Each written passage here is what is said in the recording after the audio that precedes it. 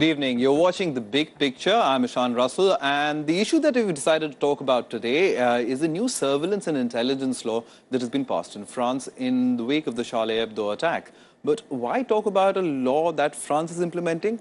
Well, the ramifications of this are quite huge. The new law will allow authorities to spy on the digital and mobile phone communications of anyone linked to a terrorist inquiry without prior authorization from a judge. It forces internet service providers and phone companies to give up data on request. Intelligence services will have the right to place cameras and recording devices in private homes and install so-called key logger devices that record every keystroke on a targeted computer in real time. The authorities will be able to keep recordings for a month and metadata gathered from internet users over 5 years. Now, the larger worry is that to combat the scourge of terrorism, will more countries now follow suit, and are such extreme measures the only option in the present global scenario? To help us answer these questions, I'm joined by Mahima Kaul, Head of Cyber and Media Initiatives at the Observer Research Foundation. N.D. Pancholi, human rights activist and Supreme Court advocate, also joins us. Former IB Director, Mr. D.C. Pathak, we're joined by, as well as Sanjay Kapoorsia. He is the editor of Hard News. I'll start with you, Sanjay. I mean, just to put this legislation into context, is this Orwellian or is this a necessity of the times that we live in? And is this only confined to France, or does it have larger global ramifications? I think France got really thrown off when Charlie Hebdo happened. Before Charlie Hebdo, they didn't have any kind of terror attack. And in fact, France's example was showcased as to how well they are able to do surveillance on all the groups which threaten their society. So after this incident happened that killed about 13 people, they began to devise ways in which they can, make things far more stricter and surveillance more sharper. And this is the outcome, which I think is reminding people of an Orwellian nightmare where even a thought crime could be a crime. So if you go back to what you were saying a short while back while you were presenting, vacuuming the metadata, I mean, they keep track of the people that they find as a threat to the society.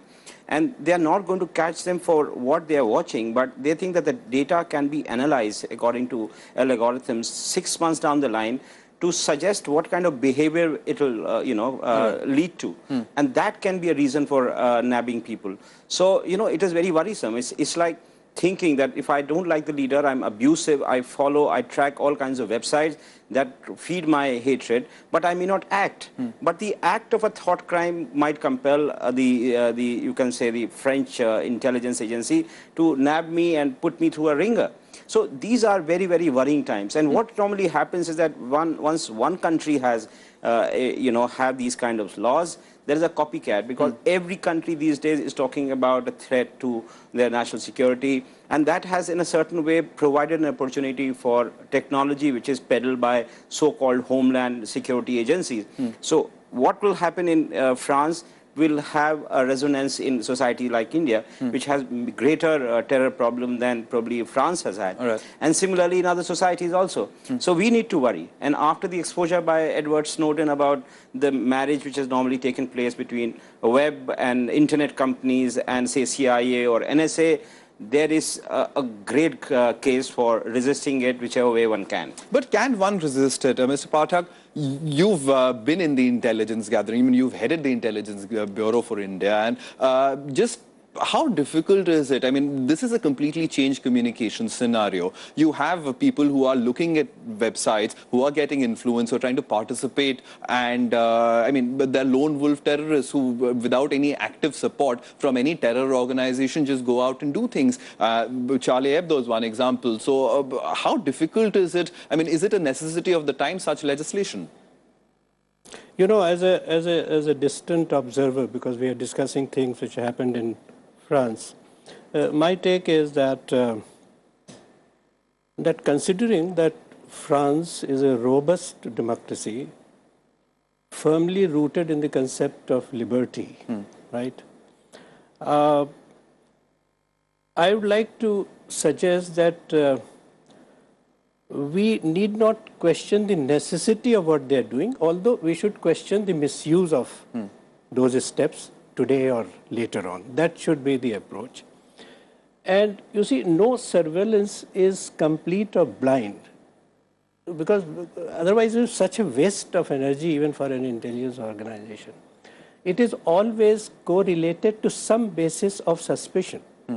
And in this law, as far as I've been able to gather, whether it's a question of planting a bugging device or a clandestine photography or even the key logger device of an individual for whom there is some basis of suspicion, not in every house. A targeted computer will be brought in. Now, this is an extension of the good old foot surveillance of the old time.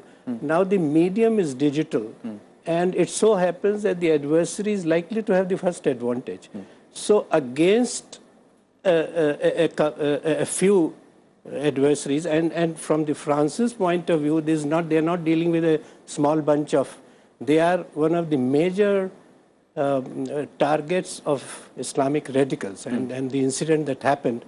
I mean, those people said we are connected with ISIS and Al Qaeda both. You know, for 3 days, Paris was in the grip of terror. Right. So, I mean, these are not small things, and that country with this background. So, I said yes, okay. I'll say yes. Perhaps they think it's necessary. It's necessary and should not be misused. We can discuss the minuses and pluses of it as we go along. All right, but Mahima, I want to get you in. As far as the internet freedom is concerned, I mean, we've just recently had this entire conversation in India over here about net neutrality, about internet for everybody. And some would argue that Google already knows, is already profiling you. So what's the harm if the intelligence gathering agencies have to resort to such profiling? I mean, that's the need of our times. Okay, so I'll sort of answer this question in two bunches. The first is, since we're talking about France, I'll invoke a great Frenchman called Jean-Jacques Rousseau, who talked about the social contract with the state. And the idea of the social contract is really that you elect a political community, and that community rules you. And so you get a constitution. In that constitution, as a citizen, I have rights, I have fundamental duties, you know, I have... it's all laid out, the executive, how it's going to work. Then you have laws. Then you have agencies that implement that laws, and so on and so forth, and that's how the country functions. Now, if you have the right to free expression, or you have the right to privacy, which we don't in India outright, but you know it's been determined by the court through other fundamental rights that we have, then when you implement an agency, and the agency starts doing things which is illegal, and it actually affects your fundamental rights as a citizen, it is wrong.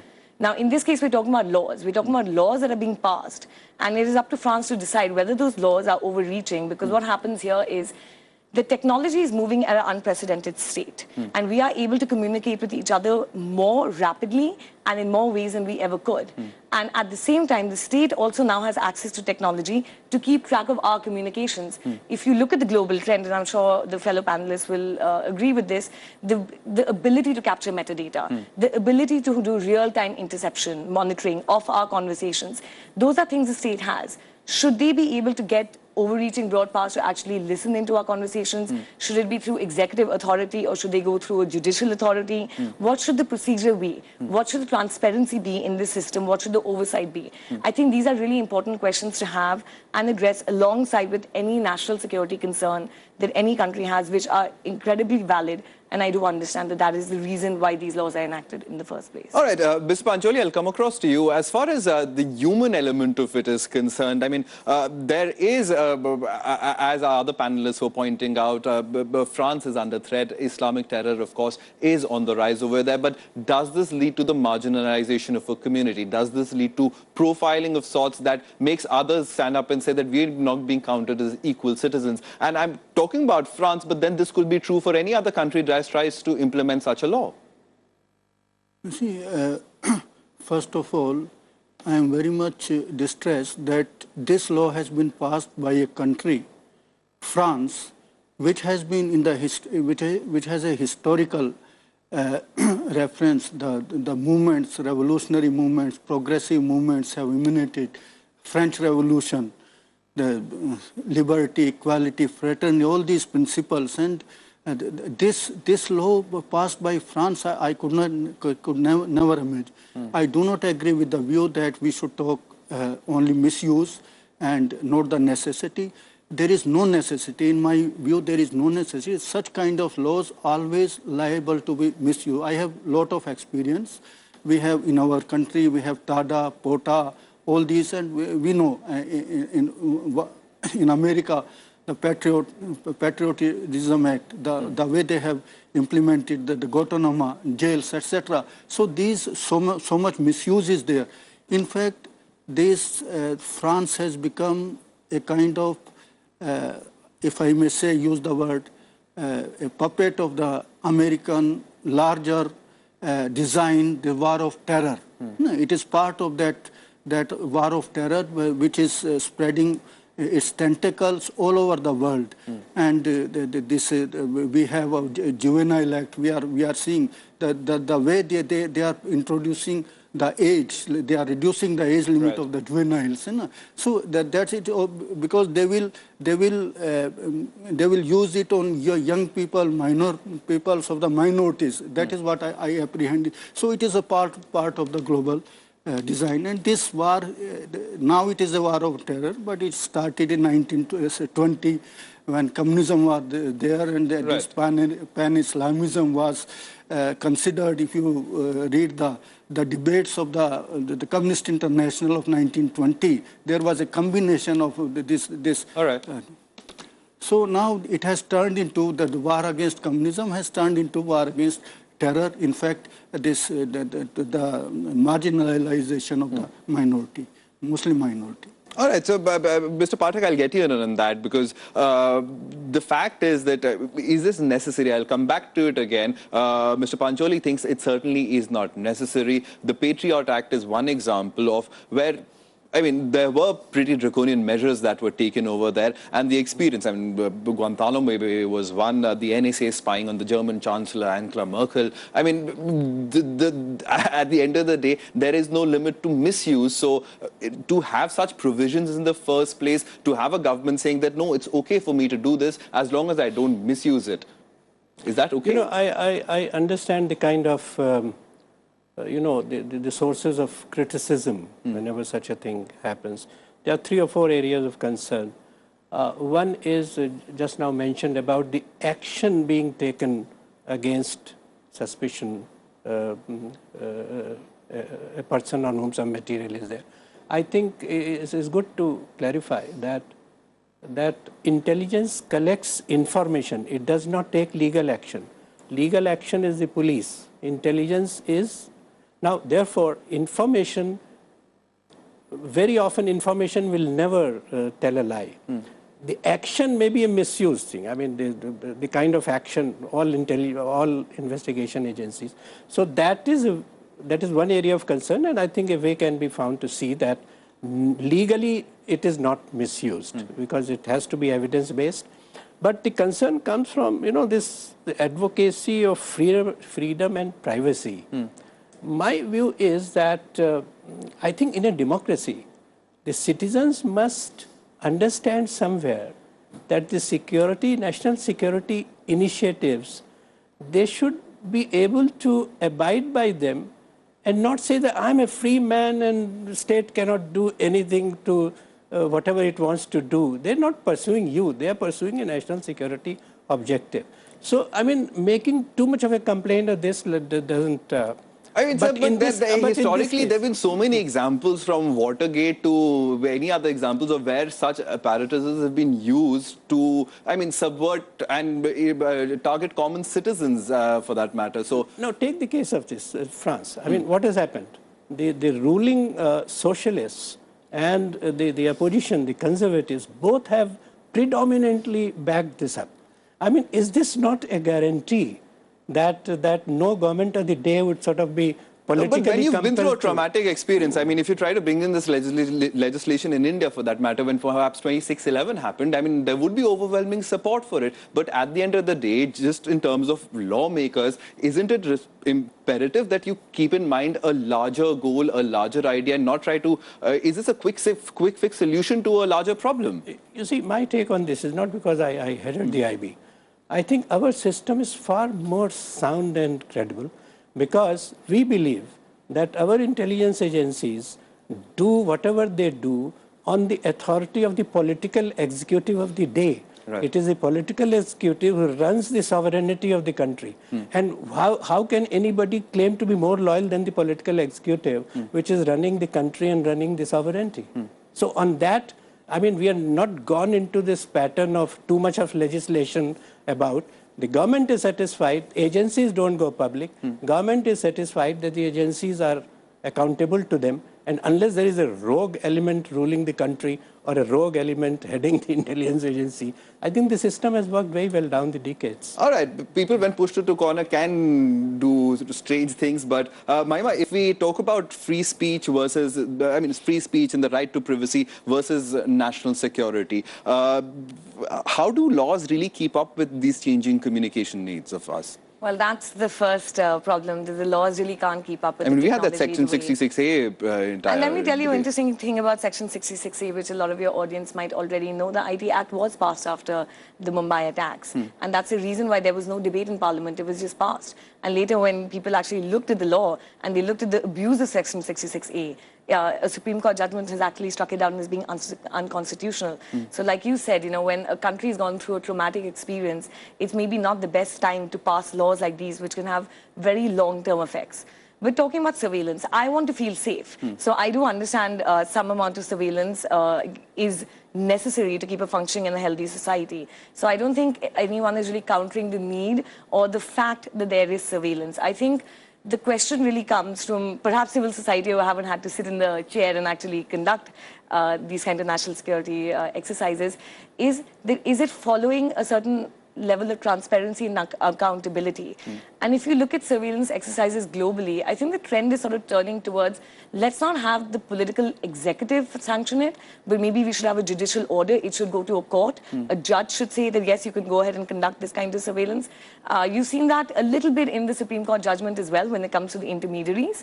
Then instead of a political executive sort of giving the order that take down content, now it has to be a judicial order. So maybe we can add some structure into it, You should not have blanket mass surveillance because you might be after one person, but the network effect of following that person could mean that you get information about XYZ people, which is politically damning, even though it does not have any bearing on the terrorist investigation. What do they do with that? And then to ensure that there is no legal, that there is no misuse of this information. These are the kinds of concerns that people are looking at. Nobody is arguing over here that terrorists should not be investigated. It's really who gets caught up in this huge net that you're throwing, in these huge surveillance infrastructure that you're putting out there, which costs a lot of money, which we don't talk about. How much did it cost us? How much did it cost to train people? How many people are you actually catching? We need to have these conversations. All right. Sanjay, as far as taking off from what Mahima said about the need for this, is it, in this scenario that we live in, has our right to privacy or the right to, explore? If tomorrow I want to read up on ISIS, does that make me a target for surveillance? Where does one draw the line? The fear time and again is misuse. So may it start off with chasing terrorists, but invariably what happens, it is targeted, it is used against people who are political opponents, people who are not, you can say, on the right side of people who are in power. I remember a fellow journalist who was, at the time of the earlier regime, he was caught only because he downloaded a map from the internet, and it was seen to be a map which was, considered to be hostile by the state. And he went through hell. It took a lot of effort on the part of the media community and all kinds of pressure, and he managed to get out. So, and now you must understand what I'm talking about was 10, 15 years ago. Now the technology become far more invasive, far more precise. They know exactly what kind of websites you are tracking, what is your mood, what do you eat, what is your relationship with your wife. They track your email, they track your WhatsApp. So there is a great amount of convergence of data which happens. So, we are always under a watch. And so how do you ensure that a certain amount of privacy is protected? How does your liberty is protected? Those kind of issues are not being taken up, and especially when an incident like Charlie Hebdo happens, then the society is very scared. So when a survey is conducted in France, 63% say we are willing to limit our civil liberties. And okay, as of now they want to. But I'm sure 6 months... But the law was drafted just 3 days after Charlie Hebdo. So, this is what happens. This is exactly what happened in India. Immediately after 26/11, we had we decided to have an NIA, National Investigating Agency, when it was not required. I mean, what it probably meant was to have the CBI being empowered more, and surely a lot of work would have happened, but they decided to rush through it. So these are the moments when the security apparatus of the state says, politicians, you're doing something not right. Let us become more powerful and we'll make you more secure. So I'm sure Mr. Pathak would not agree with me on this, but that is the moment when technology enlarges influence, the security personnel enlarges the influence, and people who pride in making India or any society a hard state, they are the ones who actually go forward on that. I've obviously missed feeling that powerful in my time. But, as I said, there has to be some basis for why a state is trying to reach up to an individual. And even these lock boxes, for instance, which I read, that provision of that. I mean, there is a certain amount of analytical read of what that machine will do. The kind of websites visited, of course, it can be misused. I totally agree that if I've clicked on ISIS, police should not come knocking at my door. I mean, that kind of nonsense has to be prevented. Or the kind of... There's no protection for that. No, therefore, we should demand... No judicial protection for... The people should demand refinement of the basis of suspicion. That should be the point of critique. No, but then if that suspicion is being step need not be determined through taken. profiling, then it could lead to, I mean, it's a chicken and egg everybody is not situation. profiling means what? Like, the example of this Priya Pillai woman who was supposed to go there, the charge was that she will go to UK and she's going to speak badly about the government. So it may or may not be true, but that assumption is built into it. Similar assumption can be also brought in when you are found tracking all kinds of idiotic websites. Right. Because that algorithm that has been built in, that is supposed to anticipate what you will do 6 months down the line. Yeah. Okay, so it's not that you are committing a crime now, but you are building up to doing a thought crime. That 6 months down the line, I'm going to abuse the leader more, or maybe jump on his car if he is driving next to me. But he may not kill. You know, he may No, not or get even arrested. if you say in a private chat or a conversation to a friend that I do not like this, I want to take stern action about it, I'm not using any words, but that could lead to thought policing. I want to get in Mr. Pancholi also, because he's been waiting very patiently. And Mr. Pancholi, often history is one resorts to when trying to understand our evolution of our laws and the misuse of such laws. So such laws, are they more liable to misuse, or do you think from here on this is what the world needs? Not just necessarily in this format, in this direction, but something on these lines that people need to be tracked, because it's not an individual, it's not an organization, it's not a physical entity that you're targeting. You're targeting, or not targeting, but you're tackling, and you're tackling individuals at the end of the day. See, the professed purpose which they are saying that they want for national security, for economic security, but this is not the real purpose. Real purpose is to suppress the movements. Movements are going on within the countries. The dissent is going on for the suppressive laws and the international corporate, the kind of corporate imperialism which is spreading. So these movements are going on, and the purpose is to suppress all these movements. And you see, and there is a design. There is a design. The moment this law was passed in France, simultaneously I heard the Charlie Hebdo has been given award for freedom of expression. I think today in America or someone. So this simultaneously, these things are going on. The target is a particular community. That is what I feel. All right, so you're saying that this is an attempt to target a particular community, and I mean, this is a problem that the globe is facing, and everybody seems to be taking sides. The world is getting divided. Mr. Pathak, very quickly, we've just about 1 minute. Your final comments as far as the necessity I think the way of out of putting all these kind of internal suspicions to rest is to move in the direction of creating an awareness that every citizen should feel that he is contributing to national security. Then he won't mind if with others something, some little watch has covered him also. You know, I think we have to move in that direction. Otherwise, we are creating a conflict between the citizens and the state in a healthy democracy like ours. And I can tell you, as far as Indian intelligence is concerned, we never put anybody under surveillance unless we have an authentication from somebody outside the agency, somebody above that.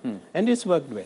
All right, Mr. Pancholi, you wanted to add very quickly, we've almost run out of time. This national security, you see that the judgment which was passed in that Pillai case when she was going out, and the charge of the defense of the government was that she was doing anti-national activity.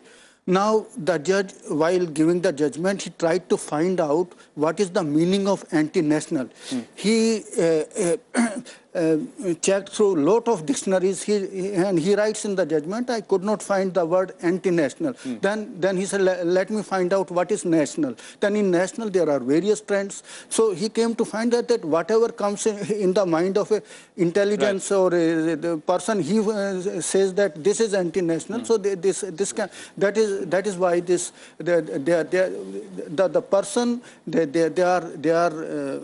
think that whatever they think, that is anti-national.